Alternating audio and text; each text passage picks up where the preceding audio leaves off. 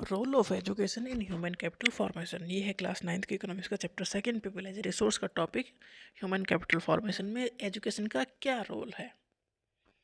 मतलब एजुकेशन है तो स्किल होंगी, नॉलेज होगी और वो चीज़ों को अच्छे से कर सकता है। तो education play a central role in human capital formation as it develop hue knowledge, skill, value and abilities required for economic and social development.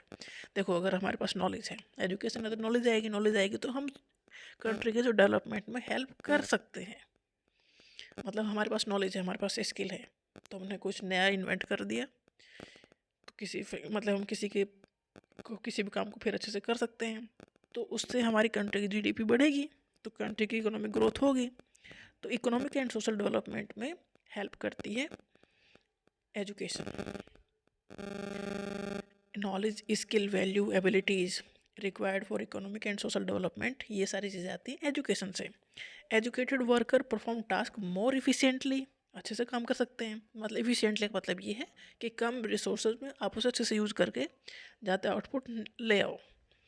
Use resource wisely and adopt new technology इसलिए, अगर educated person है तो नई technology को adopt करना आसान होगा। Education इनक्रेज करती है क्रिटिकल थिंकिंग को, इनोवेशन को एंड प्रॉब्लम सॉल्विंग को। एजुकेशन डेफिनेटली तो हम सोचेंगे कि ऐसा क्यों हुआ, फिर ऐसा हम कैसे कर सकते हैं, तो प्रॉब्लम के सॉल्यूशन हम ढूंढेंगे, इनोवेट करेंगे चीज़ों को, नई नई चीज़ों को ढूंढेंगे, प्रॉब्लम सॉल्व करने के नए नए तरीके ढूंढेंगे, क्योंकि हमारा एक दायरा बढ़ जाता है। ये दायरा डेफिनेटली एक्सपीरियंस से आ जाता है, बट एजुकेशन का इसमें इम्पोर्टेंट रोल होता है कि हम नई चीज़ों को सीखने में जल्दी सीख जाते हैं। Skilled and educated workforce help करते हैं इन सिक्योरिंग बेटर पेइंग जॉब, हमें अच्छी जॉब मिले, इसमें भी एजुकेशन का इम्पोर्टेंट रोल है। एजुकेशन क्रिएट करती है awareness about health, hygiene, responsibilities. तो एक अवेयरनेस लेके आती है एजुकेशन, तो एजुकेशन का रोल है।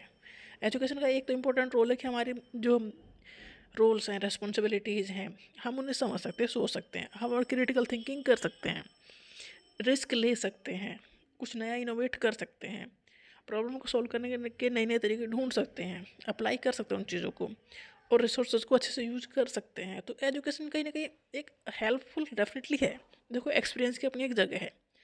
अगर किसी के पास एक्सपीरियंस नहीं है, नॉलेज भी नहीं है, तो कोई फ़ायदा ही नहीं। फिर तो मान लो किसी के पास एजुकेशन है, और पहले हमारे जो बुजुर्ग थे उनके पास एजुकेशन नहीं थी, बट उनके एक्सपीरियंस काफ़ी थे, तो उन्होंने ग्रो किया। अगर हमारे पास एक्सपीरियंस होते होते हम 60 साल के, 80 साल के हो जाएंगे, तो फिर क्या ही फ़ायदा उस चीज़ का। तो इसलिए एजुकेशन वहाँ रोल प्ले करती है जहाँ पर एक्सपीरियंस नहीं है, और वो फिर जैसे कि हमने पूरी एक फिल्म दिखा दी, तो हमें उस चीज़ से कुछ ना कुछ चीज़ तो हमने सीख लिया ना, इस तरह से। तो एजुकेशन का रोल इस चीज़ में है, जहाँ एक्सपीरियंस वाला इंसान 80 साल तक सीखता है, एजुकेशन वो हमें 5-10 साल में ही सिखा देती है। तो एजुकेशन का रोल है इकोनॉमिक डेवलपमेंट में, जिससे कि जो एजुकेटेड लोग हैं वो अच्छे से काम कर सकते हैं, जिससे कि कंट्री की इकोनॉमिक ग्रोथ होगी।